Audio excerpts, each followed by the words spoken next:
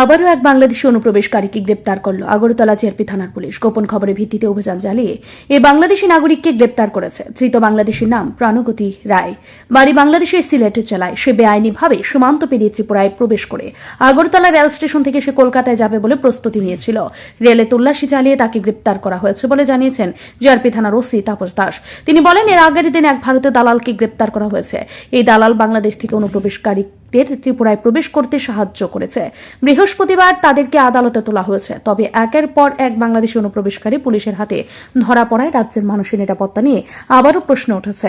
বর্তমানে ভারতের সঙ্গে বাংলাদেশের সুসম্পর্ক রয়েছে এমনটা নয়, পাকিস্তানের জঙ্গিরা বাংলাদেশের মাটিকে ব্যবহার করে ত্রিপুরায় প্রবেশ করতে পারে এমন আশঙ্কাও উড়িয়ে দেওয়া যাচ্ছে না। তবে সীমান্তে দিবারাত্রি পুলিশের প্রহরা থাকা সত্ত্বেও কিভাবে বাংলাদেশ থেকে অনুপ্রবেশকারীরা ত্রিপুরায় প্রবেশ করছে এ নিয়েও জনমনে প্রশ্ন উঠছে।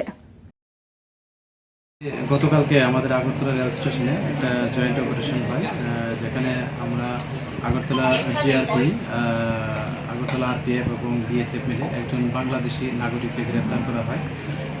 উনি অ্যাকচুয়ালি সিলেট জেলার অন্তর্গত বাংলাদেশে। ওনার নাম হলো প্রাণগতি রায়। উনি অ্যাকচুয়ালি অবৈধভাবে বর্ডার ক্রস করে, মানে রেলপথ হয়ে উনি কলকাতা যাবেন এরকম বলছে। তো আমরা ওনাকে অ্যারেস্ট করি। আর গতকালকে আরেকটা মানে ভারতীয় দালালকে গ্রেপ্তার করা হয় এয়ারপোর্টে, মানে পুরান এয়ারপোর্ট যে আছে গেট থেকে একটা পুরানো মামলার সঙ্গে যুক্ত থাকার অভিযোগে। এবং তিনিও যে ইলিগেলিভাবে যারা বাংলাদেশ নাগরিক অবৈধভাবে প্রবেশ করে মানে আমাদের আগরতলা রেল স্টেশনে হয়ে বাইরে যাওয়ার চেষ্টা করতো, তাদেরকে হেল্প করতো বিভিন্নভাবে। তো আমরা ওনাকেও অ্যারেস্ট করি গতকালকেই। তো আজকে আমরা ওনাদের মহামান্য আদালতে প্রেরণ করছি এবং পুলিশ রিমান্ডও চাচ্ছি। এবং আমরা দেখছি যে আরও মানে এর সঙ্গে কে বা কারা যুক্ত আছে, আমরা অবশ্যই তাদের আইনের আওতায়। ব্যুরো রিপোর্ট, ঋদ্ধি নেটওয়ার্ক।